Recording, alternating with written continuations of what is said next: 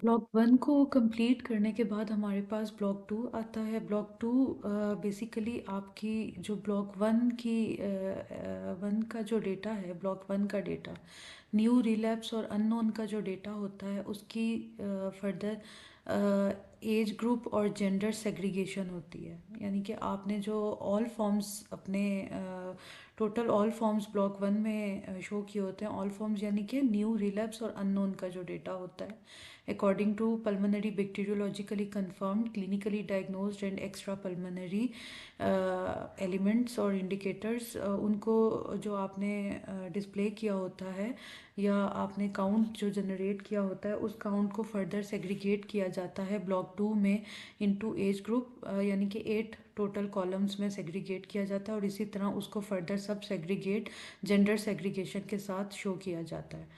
तो ये हमारे पास जो टोटल इसमें हमारे पास एंड पे ग्रैंड टोटल आ रहा होता है, इसको हमें थोड़ा सा देखना होता है कि ब्लॉक टू का जो ग्रैंड टोटल है वो आपका ब्लॉक वन के फोर्थ कॉलम के साथ को रिलेट मैच करना चाहिए। ठीक है, यानी कि पल्मोनरी बैक्टीरियोलॉजिकली कंफर्म्ड का जो टोटल आपका जनरेट होगा वो और आपका जो pulmonary bacteriologically confirmed age group segregation या जेंडर सेग्रीगेशन के अकॉर्डिंग जो ग्रैंड टोटल आ रहा है वो आपके जो हैं वो आपस में मैच करने चाहिए। फॉर एग्जांपल यहाँ पे अगर 3 केसेस हैं जो आपके कॉलम नंबर 4 में शो हो रहे हैं ब्लॉक वन के, तो यही 3 केसेस आपके ब्लॉक टू के रो नंबर वन के ग्रैंड टोटल में भी शो होने चाहिए। तो आपका ये ग्रैंड टोटल इक्वल होना चाहिए with that of block one fourth column. इसमें हमारे पास एक छोटी सी एग्जांपल के तौर पे हमने कुछ डेटा जो है वो अपने पास रखा हुआ था कि ये जो हमारा फील्ड स्टाफ होता है ये किस तरीके से इस डेटा को जनरेट कर रहा होता है। तो अगर हम लोग ब्लॉक वन के अकॉर्डिंग वर्किंग देखें तो उसमें हमारे पास पल्मोनरी बैक्टीरियोलॉजिकली कंफर्म्ड और न्यू केसेस सबसे पहली रो में आ रहे होते हैं ब्लॉक वन में। तो हम उनको अगर काउंट करें तो ये एक एग्जांपल के तौर पे ये आपके पास एक कंप्लीट TB03 वर्किंग मौजूद है।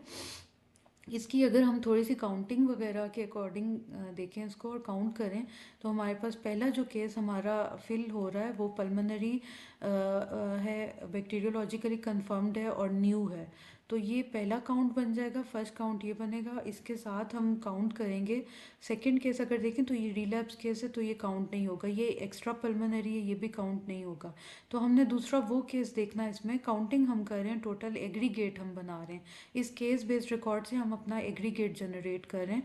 तो हम जो टोटल देखेंगे उसमें अभी हम लोग देख रहे हैं पल्मोनरी भी हो, that could be new as well as bacteriologically confirm. तो दूसरा जो हमारा केस बन रहा है वो यहाँ पे आके बन रहा है पल्मोनरी न्यू एंड बैक्टीरियोलॉजिकली कंफर्म्ड, और जो तीसरा बन रहा है वो यहाँ पे आके पल्मोनरी न्यू एंड बैक्टीरियोलॉजिकली कंफर्म। तो ये हमारे टोटल 3 केसेस हैं जो इस वक्त यहाँ पे वर्किंग के बाद हम जब एंटर करेंगे तो हमारे इस डेटा में यहाँ पे 3 रिफ्लेक्ट हो जाएगा, इस जगह पे 3 आएगा।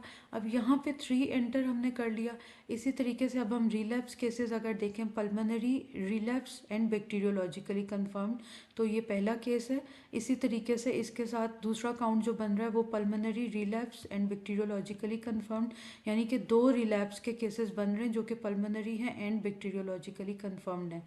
तो ये भी काउंट कर लिए जाते हैं। ठीक है, काउंट करके हम इसको भी TB07 में एंटर कर लेते हैं, यानी कि 3 केसेस यहाँ पे आ गए, 2 केसेस यहाँ पे आपके डिस्प्ले हो जाएंगे। और फिर अननोन केसेस हम चेक कर लेंगे। अननोन क्योंकि हमारे पास इस डेटा में कोई भी मौजूद नहीं था, उस तरीके से कहीं पे भी अननोन में टिक नहीं हुआ था, तो वो केसेस हमारे पास इसमें ज़ीरो आ जाएंगे इस डेटा में। इनको काउंट करने के बाद जो टोटल हमारा यहाँ पे आएगा वो 5 केसेस का आएगा।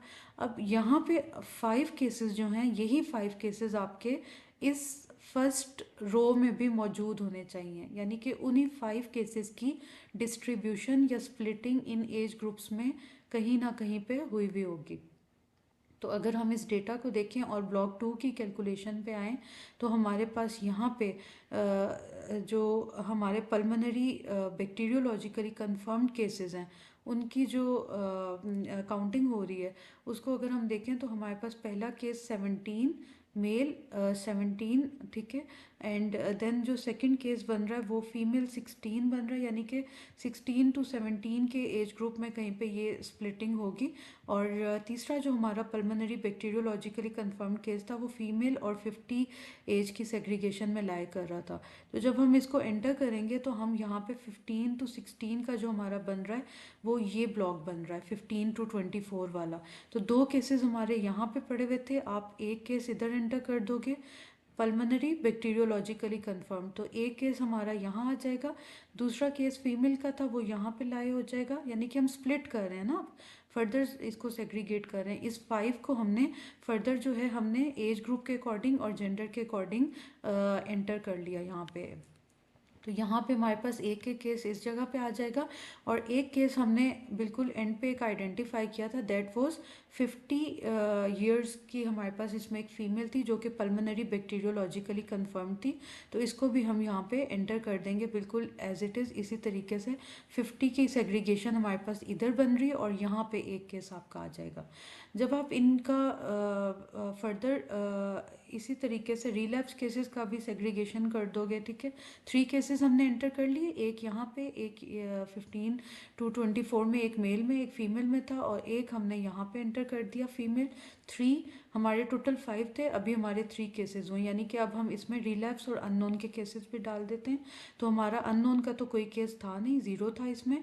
तो रिलैप्स के जो केसेस थे उसमें एक 45 में लाई कर रहा है और दूसरा 18 की सेग्रीगेशन में लाई कर रहा है। तो ये केसेस भी आप इसमें स्प्लिट अप करके 18 की सेग्रीगेशन यहाँ पे 15 to 24 में बन रही है, यानी कि यहाँ पे ही इस जगह पे फीमेल्स 2 हो जाएंगी, यहाँ पे 1 2 एंड एक केस हमारा फीमेल का यहाँ पे था, और एक केस और हम जो डिस्कस कर रहे थे that will be included, relapse का जो केस है एक मेल 45 में लाई कर रहा है, तो वो स्प्लिटिंग हो जाएगी 45 के अकॉर्डिंग, एक यहाँ पे आ जाएगा। तो अब यहाँ पे जो आपने टोटल बनाया था 2 केसेस आपके ऐसे 3 केसेस न्यू थे, 2 रिलैप्स थे, और यहाँ टोटल 5 बन रहा था। तो हमने इसकी सेग्रीगेशन ऐसे कि एज ग्रुप में जब वो लाए कर रहे थे तो हमने उनको जब चेक किया तो यहाँ पे एक मेल था, 2 फीमेल्स थी, और इसी तरीके से यहाँ पे एक मेल और एक फीमेल आ रहा था, male female in the group of 45 to 54। तो टोटली हमारे पास हो गए 3 केसेस यहाँ से आ गए, 2 केसेस यहाँ, तो ये ग्रैंड टोटल हमारा 5 बन गया।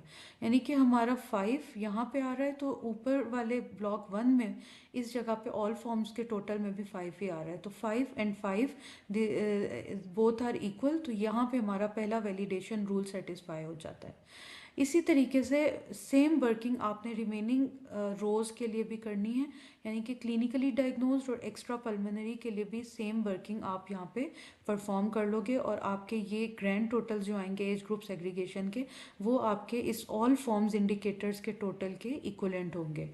इस तरीके से आपका ब्लॉक 2 जो है ये कम्प्लीटली फिल हो जाएगा। अब यहाँ पे फिल हो जाएगा तो उसके बाद जब आप लोग वैलिडेशन परफॉर्म करेंगे और इसमें TB03 को इस रिपोर्ट के साथ जब मैच कर लोगे, एक फाइनलाइज रिपोर्ट आपकी जनरेट हो जाएगी, तो DHIS2 एग्रीगेट मॉड्यूल में आपने यहाँ पे भी वो डेटा यहाँ पे आपका वो डेटा इनपुट हो जाता है, यहाँ पे उसको फॉर्मुलेट कर लिया जाता है, वैलिडेटेड डेटा को एंटर कर लिया जाता है। रिस्पॉन्सिबल पर्सन जो होता है वो इसको जो भी उस डेटा एंट्री का रिस्पॉन्सिबल होता है वो इसको वैलिडेटेड डेटा को इस एग्रीगेट मॉड्यूल में एंटर कर देगा।